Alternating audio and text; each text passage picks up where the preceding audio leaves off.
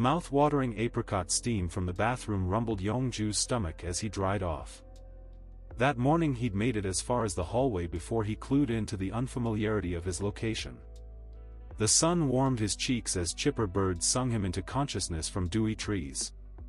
Today was a new day. Today would prove him far from a crazed follower looking to lie to get closer. He was a fan, yes. He'd embellished a little on his resume, of course. But as it turned out, his face and heritage had done most of the talking. Today's outfit mocked Yongju from the bed, and he turned up his nose in scrutiny of his abdomen. The hard work he'd put into his physique hadn't melted away, but his insecurities hadn't either. Emmy's wardrobe choice would only enhance them. With gentle hands, he palmed the skin around his belly button. Excessive exfoliation left the area irritated, and he hoped it would soon fade. If he couldn't impress his idol with muscle, he'd at least do so with a flawless complexion. A slather of body butter focused on the spots most likely to see the sun. Shimmer highlighted every freckle and mole from hip to ankle. His pants' intricate diamond pattern did well to show off his lengthy legs. His best feature. With any luck they'd pull attention from his exposed midsection. Song's voice boomed through the bedroom door as Yongju finished double-knotting his shoes. Yongju let out a breath and pressed his hand over his chest to calm his startled heart. The man told of the breakfast spread awaiting Yongju in the kitchen and that he'd wait for him outside. Knowledge that the man had no intention of joining him soured Yongju's mood. Within him came a sinking feeling like coming down from a high drop on a roller coaster. Although, alongside his upset, relief that he'd have more time to gather his composure. Yongju thanked the man for thinking of him. Song's response, a mere grunt. Footsteps retreated, a distant door slid open and shut, leaving Yongju alone in the cabin. Arriving in the kitchen, Yongju laid down his borrowed faux leather jacket.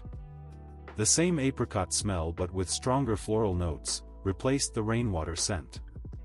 At some point during the night, or early morning, Song hung it on the back of his bedroom door. They got back to the cabin in the dead of night. When had Song time to launder it? Whilst editing the photos? Yongju felt a twinge of anxiety as he revisited yesterday's shoot. If Yongju had done an effective job, editing should have been a breeze. His photogenic attributes should have made up for nerves. Should have distracted from his inability to function in front of his idol. But that couldn't account for the chaos going on between Yongju's ears. One might think he'd had never stepped in front of a camera before. Professional model, my ass. It's a new day. A new opportunity. Yongju munched on some sprouts, and chased them down with flavorful veggie broth. The tangy chunks of kimchi made him smile each time he fished one out of the bowl. His grandmother made this soup for him all the time in his youth. She liked to add ingredients from her Irish roots. This may have resulted in a non-traditional recipe, but it always turned out delicious. In the sink, Yongju noticed another bowl with the same remnants in the bottom. He shook off the thought of washing both dishes when he saw Song pacing outside. Were Yongju not here, he could come and go at will. Having to wait must be making him antsy. The deck connecting the cabin to the woods creaked under Yongju's weight. Song looked up at the younger man's flushed face. One thing he hated about his background was how noticeable his embarrassment was. He couldn't hide the fire no matter how hard he tried. As expected, Song's gaze, slow and dark like molasses, scanned Yongju's body. He spent several moments tracing the cutouts, then lingering on Yongju's exposed midsection. Yongju crossed his arms across his tummy. Where are we headed? He wasn't that curious, but the question might snap Song back to reality. Or to something apart from his obscure attire. Like the day he arrived, the air felt thick, only lessened by infrequent gusts of wind. The coat would protect his modesty, but unfortunately he had no need for it otherwise. Hoisting a collapsed easel into the crook of his armpit, Song retrieved a bag from his feet. Bristles poked out of a half-zipped pocket, the outline of paint tubes in the bottom of another. Over his shoulder, the antique camera he'd already had the pleasure of meeting. Song used his head to gesture towards the trees. Without waiting for a response, he turned on his heel and made steps towards them. Were he anyone else, alarm bells would be ringing right now. At least, Yongju would like to think he would have the hypothetical sense to hook up the sirens. The last thing he wanted to do was follow a man into the depths of a forest. Under the impression they'd never meet, young Yongju developed an unhealthy parasocial relationship. By all accounts, this man was a stranger. He only knew what the media presented to him on a silver platter. This was years ago, before Song retreated from society. Spending this much time alone would harden anyone, but Yongju didn't feel a speck of concern. So here he was, following the artist into the trees for the second time that week.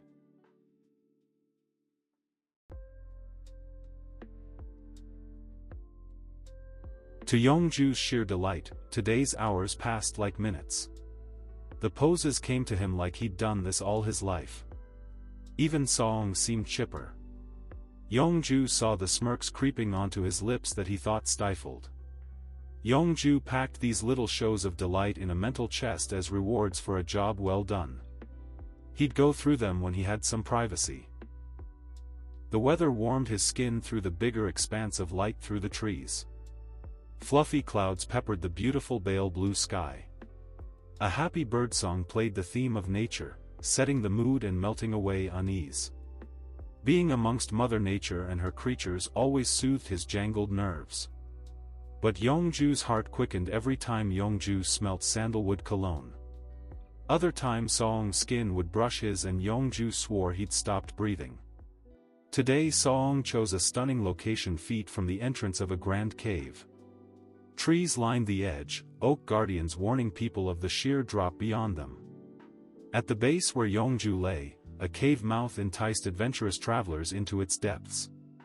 Lush palmate-leaved bushes lined the hospitable dirt path. Yongju's curiosity kept his eyes wandering to the entrance. But he wouldn't without Song's approval. Not that he needed permission, but Song was bound to know more about caves than he did. The last thing he wanted was for Song to have to come rescue him. Or worser still, for his body to become trapped somewhere no one else could follow. Splayed out on the warm dirt, Yongju maintained his pose. He didn't much mind the pill bugs milling about him, tickling his limbs as they crawled over top. He and Emmy collected them as youngsters. Outside grandfather's home near Hakuba. The memory of making little homes and pathways with their finger in the dirt made him smile. For a brief moment the sky went dark. Instead of standing behind his easel, Song was right above him, arm outstretched. Want to check it out?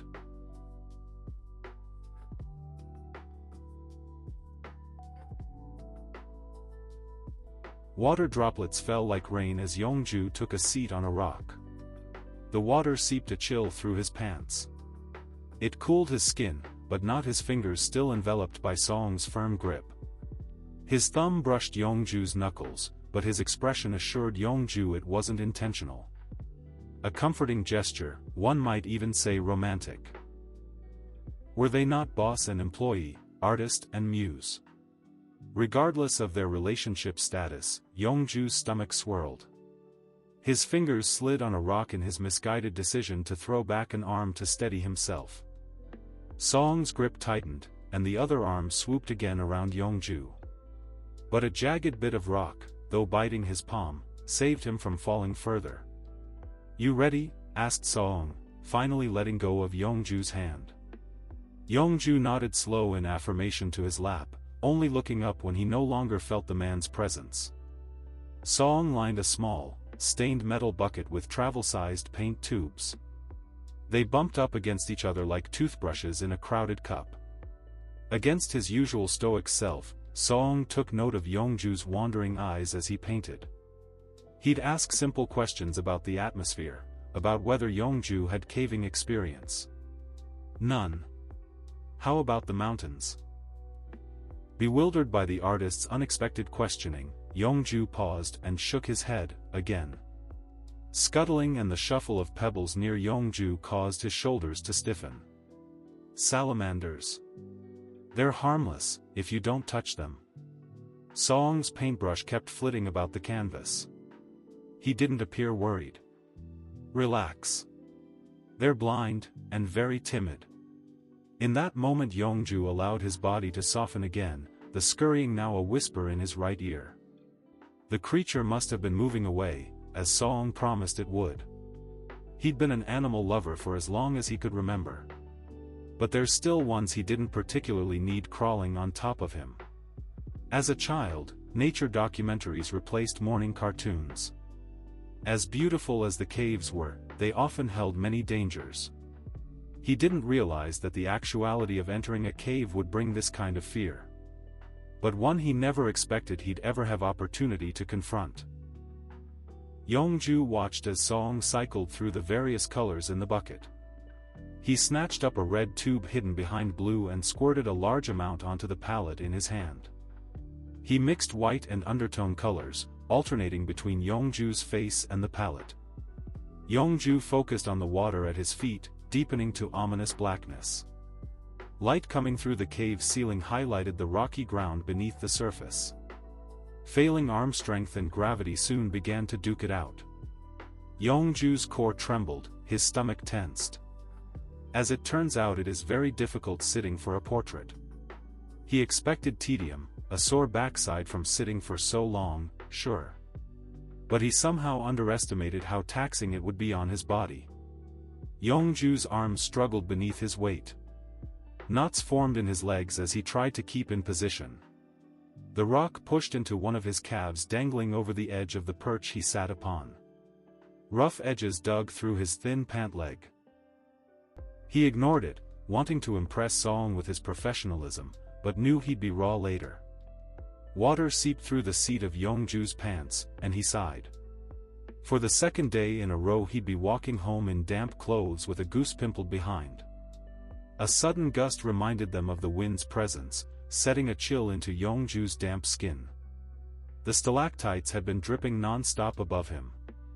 Yongju admonished his decision to not style his hair beyond a quick shampooing. The humidity had dealt heavy damage already.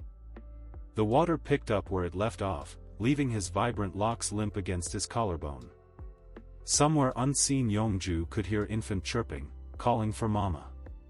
Before his arm could give out, Yongju shifted his weight. Straightening quelled the shaking, but he misjudged the rock's slickness. The world made a sudden shift, and now Yongju only saw the ceiling as the rock disappeared out from under him. Like someone has performed the tablecloth trick wherein he was the delicate dish on top. Except this time the trick failed, sending the dish crashing. Something sharp gouged his forearm, pain jolted from below Yongju's knee to mid-shin. As he lay there on his back in the water, Yongju's face reddened to a hue somewhere between a flushed peach and a tomato. Pain throbbed from all over, but his back took the brunt of it. When he sat up and touched his hand to his leg, it came back blood-soaked. Abandoning his paintbrush and palette, Song was at his side in a flash. Not fast enough to catch him like yesterday. The water level tickled his lower ribs, soothing the area sure to be purple tomorrow. Seconds passed sitting in the water. Song scanned Yongju for nicks and scrapes. Although his beautiful face remained unmarred, crimson rivulets ran down his arm. "Show me," he said. "I'm fine," said Yongju, his expression contorted. The sharp intake of breath as he twisted his arm to address the most visible of his wounds, did not go unnoticed. The motion tugged at a fresh tear and hurt more than he expected. But the look on Song's face shocked Yongju more. When he saw the blood, his face paled, hand hovering over the injury. He looked like he wanted to help, to apply immediate pressure, but he sat frozen. While he helped Yongju to his feet, careful to avoid any sore spots, his gaze remained downcast. When he did lift his head, his features were at war, his cheeks hollowed, fighting either nausea or panic. He pulled a cloth from his pocket. Its original purpose was to wipe his paint-splattered hands. Yongju accepted it with both hands. He tried to meet Song's gaze for the first time that day so his intense eyes could express gratitude. "Here," he said. "Wrap your arm." Song held the loose end between his thumb and index finger. Yongju fumbled with wrapping the rest, leaving a tail long enough to knot with Song's. The pressure made him wince, but it soon dulled to a much more manageable throb. The arm around him still held tight but with an undeniable tremor. Yongju might not have even noticed were his brain more focused on his pain than his idol's closeness. Though it was Yongju losing blood, it's Song who looked closest to unconsciousness. The pair left the cave, one limping and one adjusting his gait to match. But after a mere step Song crouched to hoist Yongju onto his back. Abandoned on the cave floor, Song's art supplies bled a muddied rainbow into the dirt. And a nearby easel framed an unfinished painting depicting the calm before the storm.